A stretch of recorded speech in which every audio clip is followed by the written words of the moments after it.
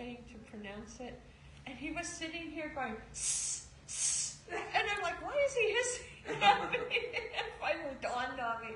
I'm like, oh. I promise not to big hiss embarrassing. So you hear me okay? Yeah. So I can go back and forth here. But here, I also have calendars.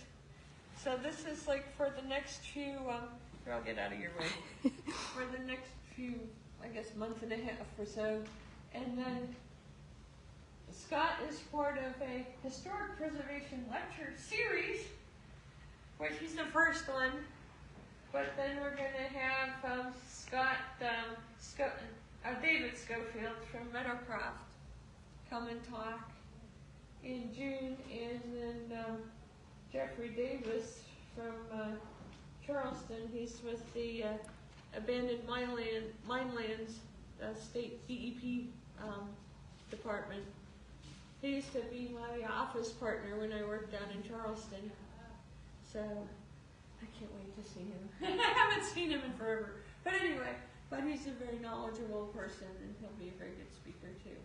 So if you guys want to pick up these on the way out, I'll just leave them here. Well, thanks so much for having me. I was with Commissioner Randall Reed Smith last week, and he said, "Blessed are the brief." And so I promise I won't drag on forever and talk too long. So it's always good to be with him, and it's good to be in his facilities. So I'm happy to be here. First, I wanted to introduce myself. My name is Scott Schenerlein. I am the Executive Director of Wheeling Heritage. I'm a lifelong resident of Wheeling. I worked for 29 years at Ogilvie Resort and Conference Center as the Director of Sales and Conference Services. I had a lovely career in hospitality. I loved it, and while I was there, I did many things and saw many things. But after COVID, I was asked to come down and be the Executive Director of Wheeling Heritage, and so 2 years later, here I am. So I'm very excited to be here and happy to be with all of you. The first thing I wanted to tell you, I've got a picture up there, and I don't know how many of you know what a heritage area is, and so I wanted to make sure everybody understands that there are 62 heritage areas in the United States. We have 3 in West Virginia: Appalachian Forest, Wheeling Heritage, and Cole National Heritage Area. The 2 other ones are in the lower part of West Virginia, and most of them are in the Northeast. So we're really lucky to have one not only in our backyard, but also have 3 in West Virginia, so that's pretty exciting. And for those of you that didn't know, I wanted to take a little piece from the Alliance from National Heritage Areas and read you exactly what the heritage area is. And I'm reading it because I think it describes it really well. A National Heritage Area is designated by Congress for its unique, nationally significant qualities and resources. It is a place where a combination of natural, cultural, historic, and recreational resources have shaped a cohesive, nationally distinctive landscape. A National Heritage Area employs a partnership approach to heritage development involving a collaborative planning around a theme, industry, or geographical feature that influence the nation's culture and history. This planning strategy encourages residents, government agencies, nonprofit groups, and private partners to agree and prioritize programs and projects that recognize, preserve, and celebrate many of America's defining landscapes. A National Heritage Area seeks short and long-term solutions to conservation and development challenges by fostering relationships among regional stakeholders and encouraging them to work collaboratively to achieve shared goals. And I think that's a great, the Alliance for National Heritage Areas is the group of heritage areas, all 62 together, and I think that's a great description of what we do. And so if you come to Wheeling or you read the newspaper, you'll see us. We were just talking about the Wheeling Inn project and that's going to be coming down soon and make way for a Heritage Center. That's a group of stakeholders that are doing that. So the CDB, Wheeling Heritage, the Regional Economic Development Partnership, and the City of Wheeling are all working together. And I think that's what our job is as a heritage area, to bring people together to preserve, protect, and grow and revitalize Wheeling. So our mission at Wheeling Heritage is to be a catalyst for the revitalization of Wheeling. So we're not doing it all alone. We are a catalyst for that. So I think that's very important. So anyway, this year, Wheeling Heritage celebrates 30 years, and that's why we have 30 years up there. So 1994 is when Congress designated us to become a National Heritage Area. So it's really special, a special year.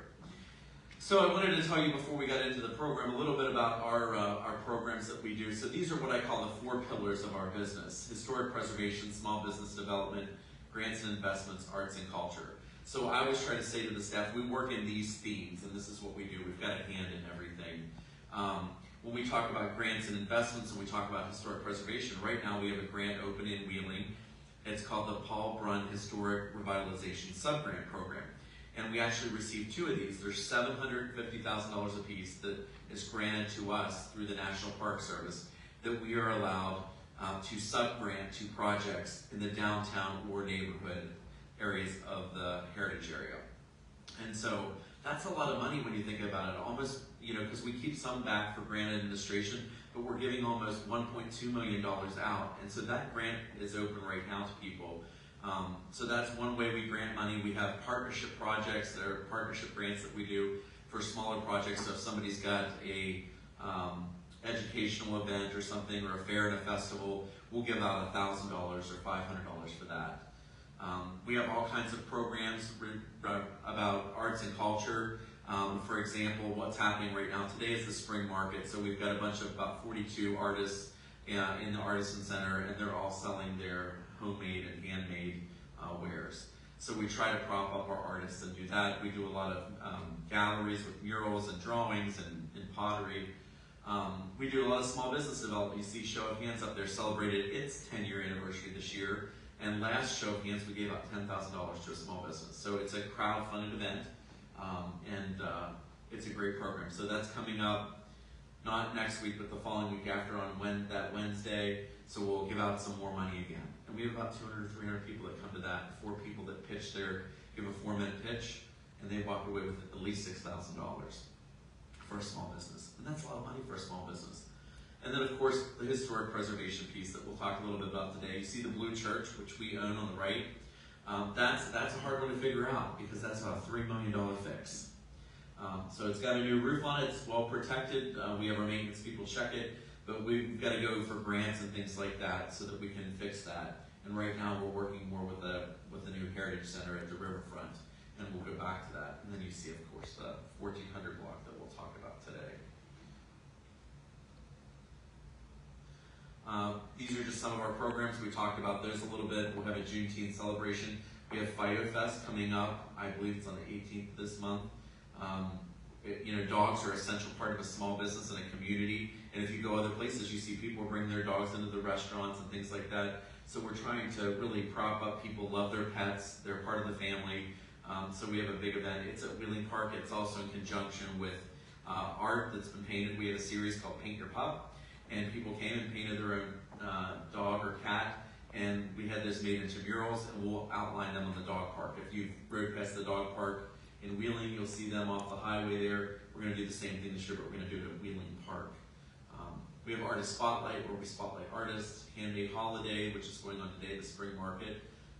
Lunchtime Live, a gallery with Hip Hop Black Tie Affair, and Co-Starters, where we help small businesses. So just want to give you an idea of what we do. We're here to talk to you about historic preservation, but I think it's good to tell people, if you don't know about Wheeling Heritage, that's certainly what we're doing. So onward and upward, making old things new again. So we're here to talk a little bit specifically about historic preservation, but about these properties. So if you can see, there are 4 buildings there. The one on the right was the most recently the Sportsman's Club, and then you go on down the road. And this is headed north, so if we talk about that, you'll understand where I'm headed.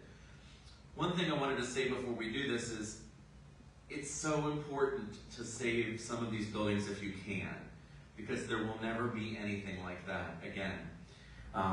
We are, in 2019, we were awarded the Great American Main Street Award, and saving these buildings is important, not only to preserve them for future, but if we tore those down today, there would be a huge gap in our Main Street. And Main Street communities do not like holes in their Main Street. It's like missing teeth, throughout. And so it's important, and the city thought it was important enough to save these buildings, and so that's what we're going to talk about. So these buildings, and I'm going to leave this slide up so we can kind of refer to them. These buildings, there's 4 of them, and they all start, the first one was built in the early 1800s, and then it goes to the 1900s. So they weren't all, even though they're all attached, they weren't all built at the same time. So the first one on the right, where it says the Sportsman Club, was the first building to be built. So the building furthest north, which is the one on the right, 1425 Market Street, currently was the Sportsman Club. It may be the oldest building in the set. This brick Victorian neoclassical building was probably built in the mid-1880s, and the Wheeling City Directory listings show that the building had an address and was the Standard Cigar Works. So keep in mind Standard Cigar Works. We'll come back to that later and how that plays a part to what's going on with those buildings today. So it goes on. It's owned by many people, and it goes throughout the whole thing. The upper floors were abandoned, and house bars, and you'll see a lot of bar theme throughout this whole thing. The 5-story building next to that, 1429 Market Street, is of interest both architecturally and historically. It's the tallest one there that you can see, and it's really neat when you go inside of it. It looks as neat inside as it does outside. It's one of the few Flemish-style buildings in the city, and it was once home to one of the more well-known properties operated by Wheeling's underworld chief, Bill Elias, and we'll talk about Bill in a little bit here. City directories from as early as 1882 show the property being used as a dry cleaners, and I mentioned dry cleaners earlier when we were talking in our little group. When you're doing historic preservation or you're tearing down buildings, it just seems like if there's a dry cleaners, there's a lot of chemicals, and that makes it very hard. We're dealing with that up at the Wheeling Inn. You've got to keep a barrier there and deal with all those environmental things. I didn't realize, not coming from the historic preservation side of things, how much environmental stuff there is when you tear down buildings, or if somebody had a dry cleaners like that. And I would have never thought, well, dry cleaner, I know they have chemicals, but that it would do that. So anyway, very interesting that whenever there's a dry cleaners, even close by, it causes some issues. So up in the upper floors, at some point there were made hotel rooms. So if you go in those buildings today, and they're all cleared out up there, you can see the different rooms. And they're not hotel rooms like you would think today. They're very small rooms. They had numbers on them. It was more like just one bedroom type thing with a bathroom, like a communal bathroom down the hall. But the upper floors were used as hotel rooms. So I thought that was interesting. But the building is very beautiful.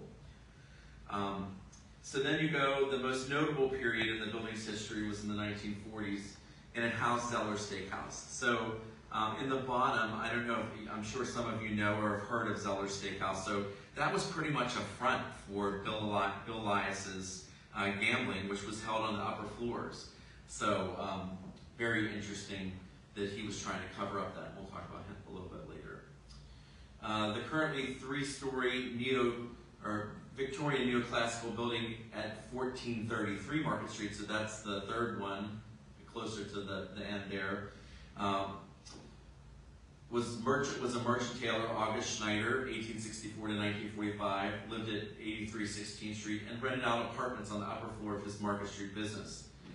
It also had a Wheeling candy kitchen, as listed at this address, beginning as early as 1919, surviving as a business both during and after Prohibition, well into the mid-20th century. So the building's most recent use was a bar. So it was interesting to see that that was a candy kitchen at one point. And then the last but not least, another at the turn of the century, the 20th century, 1437, so that's the one to your far left, my far right there. In its early years, the building housed saloons and restaurants. See the theme here, there's always a bar or a restaurant. After Prohibition began, Harry Paradise opened up the Mecca restaurant featuring soft drinks and cigars. And then we talked about Fed's News Depot around 1932, and the building remained in the Fed family until 1971. So that's as far as a family owned it.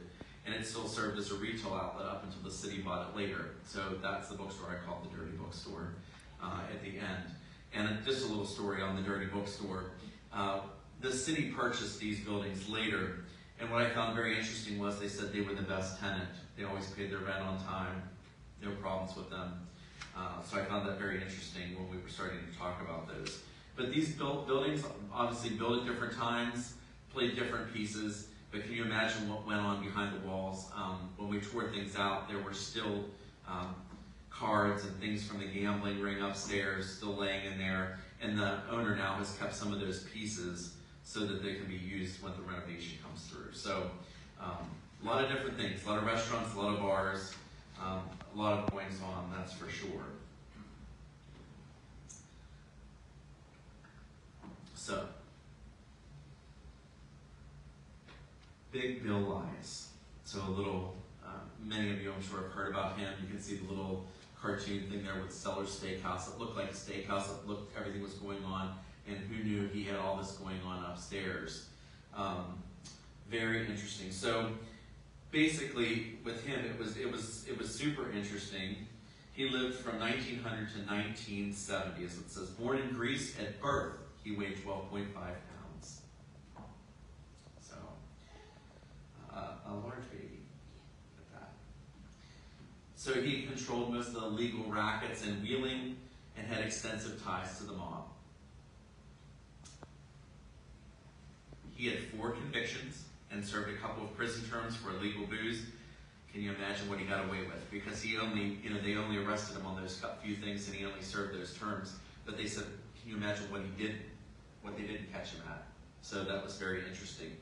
He was questioned about his first wife, Gladys, and I'm going to read this here. He was questioned about his first wife, Gladys, and her death, and then the explosion of Nick Frank's coffee shop, the bombing of Skinny Thornton's home, a fire at Sam Grossfield's, and the car bombing of a rival gangster, Paul Hankish. He was suspected of being behind the shooting of his cousin Mike the days before he was to testify against Elias. So he did a lot of things, and I want to tell a little story about Paul Hankish. So my dad was an electrician, and he was sent on a job to Paul Hankish's house, and he was down in the crawl space underneath the house, and Dad could hear Paul Hankish and his wife yelling at each other up above. And at the time, he didn't have any legs because of this incident, where he had lost his legs. And my dad he always said, I was so worried that somebody was going to shoot somebody, and it was going to go down through the floor, and he was going to get, hurt or something like that. And then he tells another story of he was there on a continued job for a little while, and Paul says, you need to take my kids to school. And my dad's like, I'm here to do an electrical job. I don't know that I should be taking your kids to school. And he called his boss, and his boss says, do whatever he says. So that was Dad's dealings with Paul Hankish. But, these two, you just wonder, something had to happen. I'm sure it's true that, maybe that bomb in the car was planted by Big Bill Lias.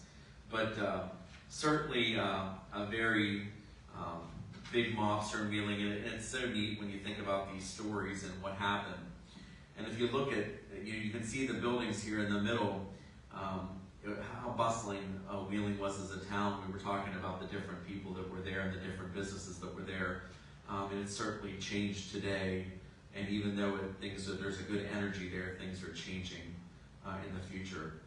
But boy, to be a fly on the wall to see what went on in there was probably very interesting. So these pictures are of the building and the inside. So you can see it's very beautiful. I didn't have time to put all these pictures up here, but you can see the ornate stuff. You can see the moss growing on the floor. The buildings were in very, very bad shape. And so the city built or bought under Mayor Andy McKenzie's leadership, bought 3 of the buildings. And then they came back and bought the other one later. And the reason was they wanted to preserve them, either to keep them or to tear them down or do something, but they wanted to make sure they really wanted to save them if they could. But the buildings are really in rough shape. I mean, there was water getting in, things like that. It was tough. You could see the moss, you can see some of the stuff on the floor. And so it's not an easy save, as most aren't. So anyway, I wanted to talk the initial purchase. So the city bought the property, and then finally what happened is they hired Jim Ambrose with Tipping Point. You may have heard that in the papers, that name and of that company. Tipping Point is who we hired to oversee the Wheeling Inn and Gateway project. Now, Wheeling Heritage Foundation paid for that so that we could get this project moving, and I credit that and the board for doing that, because we have to be a catalyst to make these things happen. Like we said, we're a catalyst for revitalization of Wheeling. So they put the seed money. Nobody ever wants to be the first money in. They always want to be the last money in. They never want to be the first money in. But in order to get things to move, it's important for that somebody to step up and say, we'll do that. So the Wheeling Heritage Foundation paid for Tipping Point. Tipping Point's overseeing the process, and now that's why you're seeing right now that the building's almost going to be coming down probably at the end of June or July. So, and then that's a process of tearing something down and build something new. But Jim was also hired to work with the city to try to redevelop these buildings. And so Jim found a developer, and that is Chip Desmond, and that also has a tie to the Wheeling Inn project, the Wheeling Gateway project. And that is Desmond is the architects that are going to build the new building. So Chip Desmond, the owner, saw what a great set of buildings these were and said, these have to be saved. We have to put them back into use. And so he formed an LLC called Standard Cigar Works. And so if you remember me saying earlier that there was a Standard Cigar Works there, he chose that name for his LLC to purchase these buildings. So he also went out and he applied and received from us a grant, one of the sub-revitalization grants for $200,000. And that $200,000 made the difference with all the other capital stack that he had to be able to remediate that building and shore the building up so that they could get it closed up so that it was not seeing another winter of the elements. So that was last year. So that building, though, can't go forever like that, but it was important that they had to get it buttoned up because all the elements, they said, you know, when you went in, you think the asbestos was bad, the worst thing was the pigeon droppings. So, and believe me, I was in there, you had to wear a mask, it was terrible, but the pigeons were going in, they would scrape it off with a shovel, it was really nasty. I'm sure you all wanted to hear that right after lunch. But anyway, it's all cleared out and cleaned, and so now what they've got to do is find, you know, the capital stack, and this is where historic preservation gets hard, because you got to find the monies out there in order to do these things. Not everybody has a couple million laying around, and so you've got to do the work and put in the time and find these grants and find the funding in order to bring these back into life. And so I think that's a tremendous task of what they've done so far by getting the buildings, and hopefully they'll keep moving along here. So right now they're just trying to find some last funding in order to move them forward. We already have a wine shop that wants to go in the far end. It used to be the Dirty Bookstore down there, and we're working on the other 3 up front. And then the upper floors will be bedded, bed and breakfast. What do you want to call that? Airbnbs. So that'll help with that. And that's what you're seeing in downtown and how downtown's developing right now. You're seeing a lot of, you know, first floor retail and then, you know, apartments or Airbnbs or something like that above them. So very interesting times.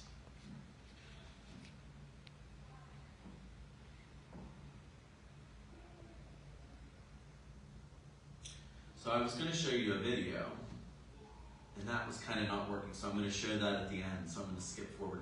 The video talks about the rehabilitation better than I can. It talks about Chip Desmond, and he's in there, the owner, talking about everything, and we've got Wheeling Heritage people and Tipping Point people, so I'll stop this and show this at the end. We are we'll show it now. 1433 Market Street in Wheeling, West Virginia. One of 4 buildings that could have been torn down, but will not be torn down. 1400 Market Street is probably the most exciting example of revitalization happening across Wheeling. We got involved in this project through a city-led request for proposal process.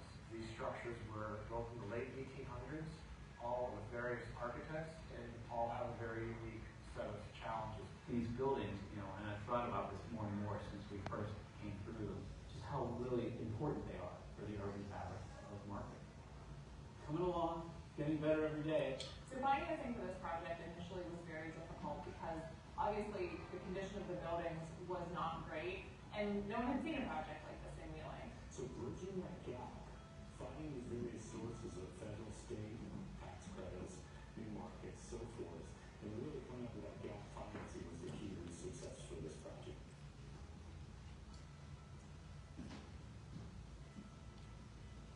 Whenever you're trying to secure private capital and bank debt, things like the Wheeling Heritage Sub-Revitalization Grant can step in and make sure that that project continues on. By speaking taking those grant funds and working with other community partners, we were able to stabilize the buildings, completely cover the pre-development, leaving just the construction cost that was needed by those more traditional capital sources.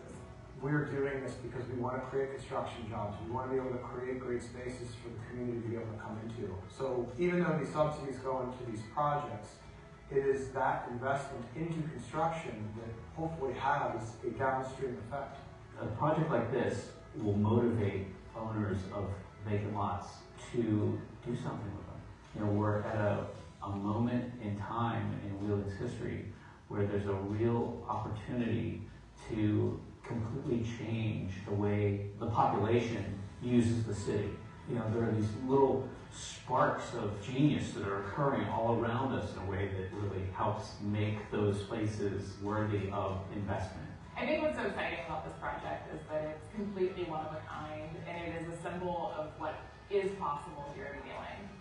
Once this building is redeveloped, there is no case to be made for something being too far gone, a project being too difficult, or something being too big of a dream to pursue. And so we hope that once the 1400 block is successful, that it'll become a model for not just West Virginia, but distressed communities everywhere that are trying to revitalize their downtown.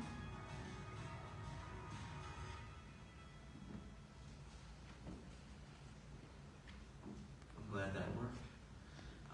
It is a huge project, and it is an example of what can be done. It takes an enormous amount of effort, an enormous amount of money and time to handle these, and so we're so thankful that Chip Desmond that you saw in there is willing to take that on, and so we're looking forward to what it will be in the future. So we'll show you a little bit here. So these are the renderings of what this building may look like.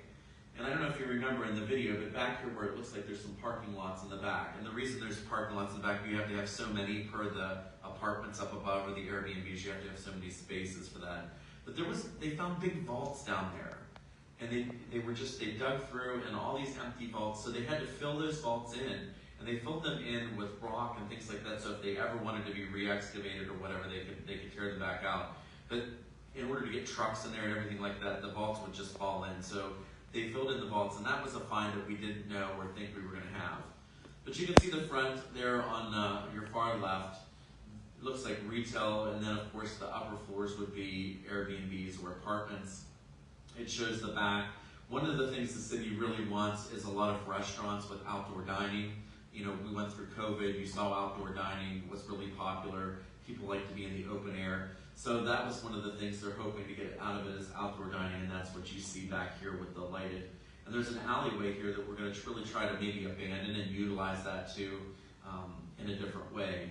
And then inside you can see some of the different, different renderings of the buildings and things like that, what they might look like.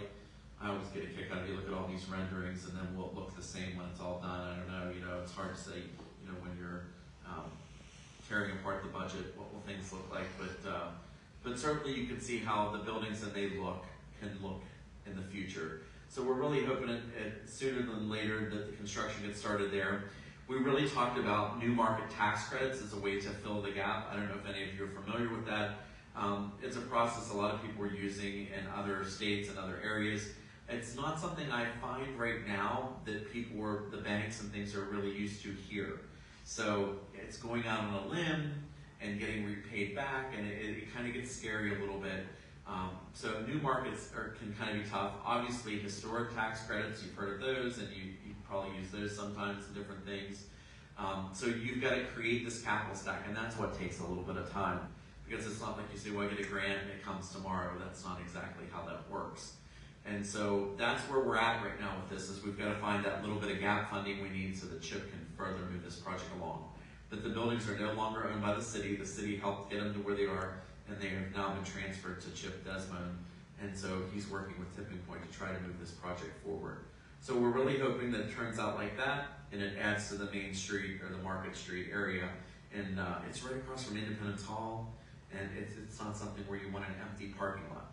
There's an empty parking lot right next to it, so it's something that you want filled in. So it could be a beautiful set of buildings, for sure. So I wanted to leave some time for some questions and see if you have any questions about these buildings or anything that in Wheeling that you want to talk about. we can certainly do that.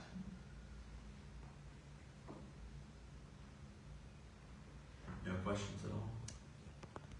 Yes, sir. I'll give you one. Huh? I've never heard of Chip Desmond before. He's from...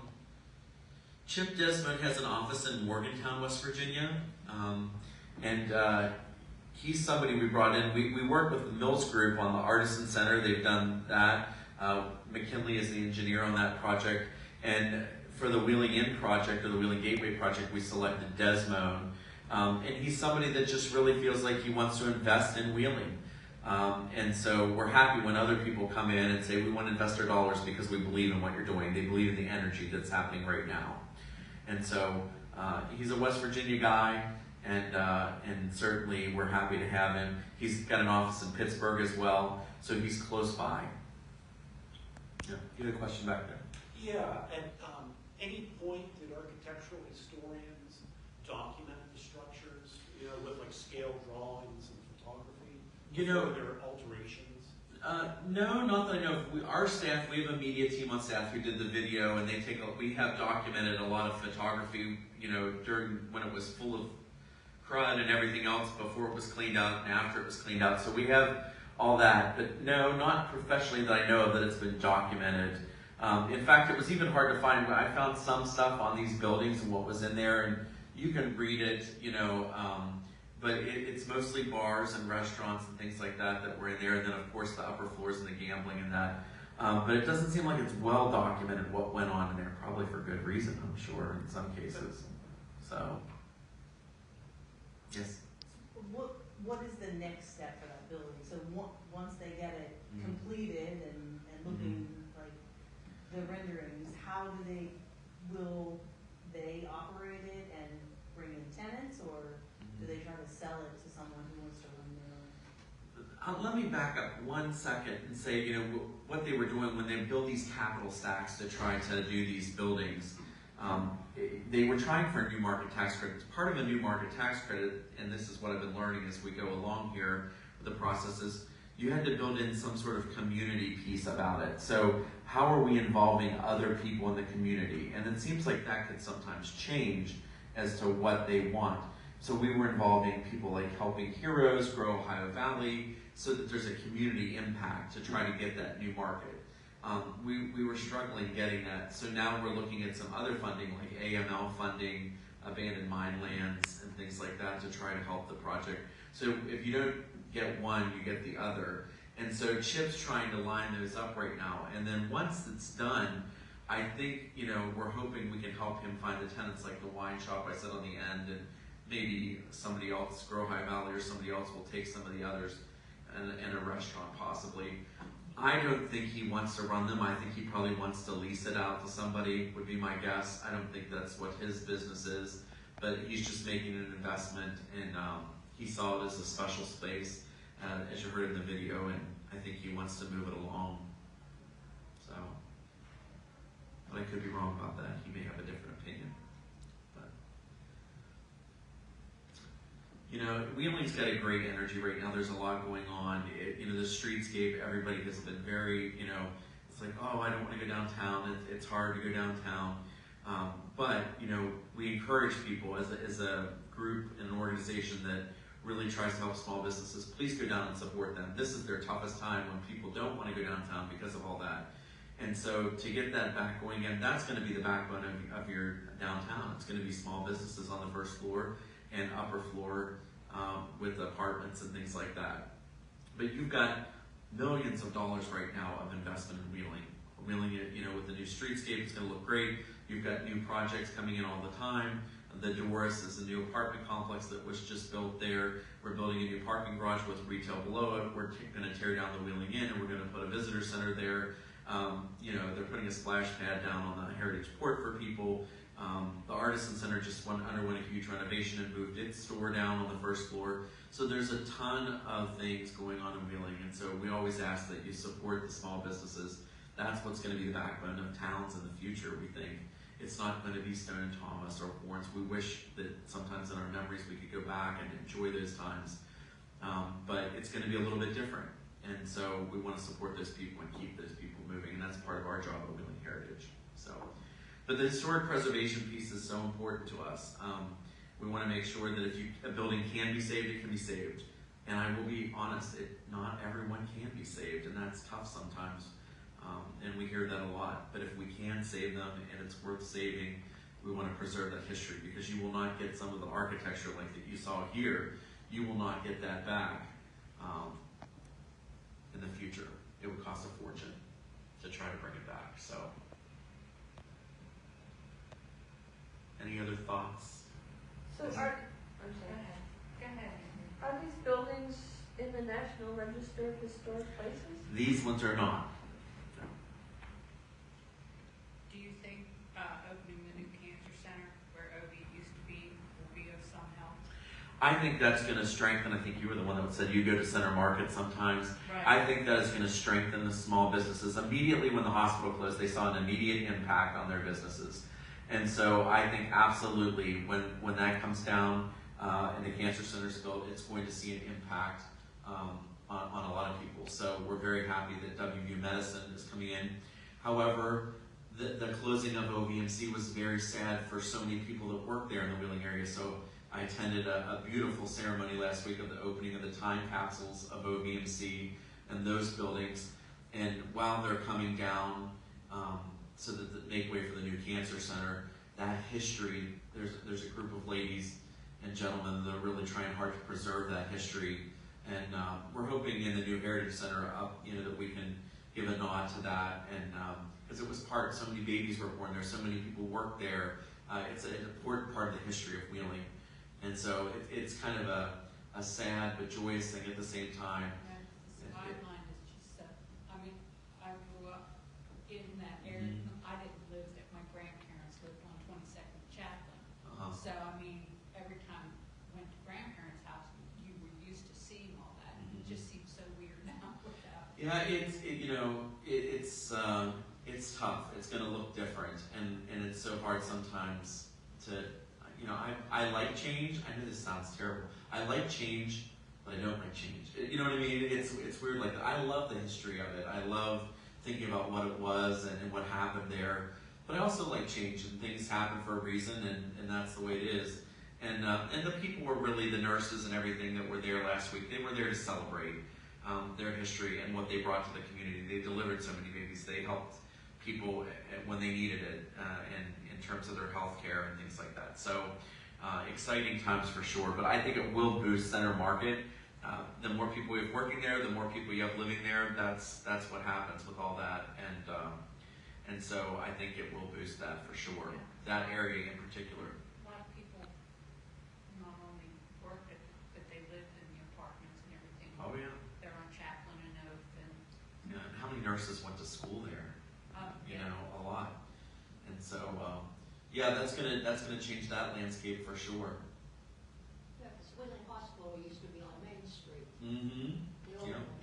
Yeah. Tore down that. I worked in that hospital. Well, that's Yeah. what I did my I think both my parents were born in that Wheeling Hospital when it was on Main Street. Yeah. And my sister and her husband both worked at OV, so it was, both hospitals were important in the life of our family. I have my tonsils out of OV. There you go. So it's it's a changing landscape. The downtown, if we can get a great gateway to the downtown, I don't know if you've been by lately in the evening, the suspension bridge is lit up. It's beautiful, and so they're coming into the end probably of trying to finish that up. And then you'll have, hopefully, at least the Wheeling Inn will be on the ground, and eventually we'll unveil what the Gateway Center will be. So that will be exciting. You've got the Capitol Theater, you've got the Vineyard Church, which is now Newbridge, building some daycare and things there on Main Street. So that whole first block, the Carl family put in, and the Bridge Tavern and Grill put in a lot of work in that building. I believe like $6 million or $7 million went into that building to renovate it. So there are people that care enough, like Chip Desmond, to put money into making sure that these buildings stay alive and are used well into the future. That's what you want to see if you can. It's easy to knock them down, but then once they're down, what are you going to get in its place? So, we don't need parking lots. That's not going to. I mean, there's always need for parking, but I mean, it's not the same feeling at all. What is the per spot cost of a parking garage in this market? Oh, that's a good question, and I don't have the answer to that. It's 5,000 in Las Vegas. Wow. Per spot. I believe it. I'm not sure, but that's a great question. Yeah. And they just built that new parking garage. They're building, it's not even opened yet. But that is needed because the health plan has a lot of people that need to park there. Eventually, when the Wheeling-Pittsburgh steel lofts get done, they'll need that for there. The 10th Street garage fills up quickly on nights when they have symphony concerts or other events there. The bridge is full of people. You'll have the daycare center. So parking is needed. But I don't know that you want to do it and tear that down and have a hole in your main street. You got to find other ways to accommodate that. And plus, I think nowadays cities are walkable. You know, they want to be, you know, they're trying to make, with the downtown streetscape, they're trying to make it more walkable so people can walk to places. And that's a training thing. You know, if you go to bigger cities, New York, you know, in different places, people walk to where they need to go if they can. You don't just pull up in front of the door. Here, I think a lot of times we're used to pulling up in front of the door and getting out and walking in the building. And so it would offer me a lot better exercise if I learned to walk further. So, and probably better for me. But maybe with the new streetscape, that'll help with the walkability in that. So, any other thoughts, questions, burning thoughts of what's going on in Wheeling? I might be able to help you with that. Well, I will say, it's been a pleasure being here. Andrea, thank you for inviting me. I appreciate you all coming out on a rainy day to listen to me tell a few stories about what's going on in Wheeling and what Wheeling Heritage does and about the 1400 block. I think that Bill Lye's story is very interesting and what went on there. That's where you'd like to be transported back into time and be able to just see what that was like to live in that. Sometimes when I worked at Ogilvy, I always said I'd love to sit on the front porch of the Mansion Museum there and just sit there and watch what went on the farm. And unfortunately, we can't do that. But at least we can tell stories like this and remind people of what happened there and then create new memories for people in the future. So it's been a pleasure being here. Thank you so much, Andrea. And I hope you all stay dry and have a good rest of your day.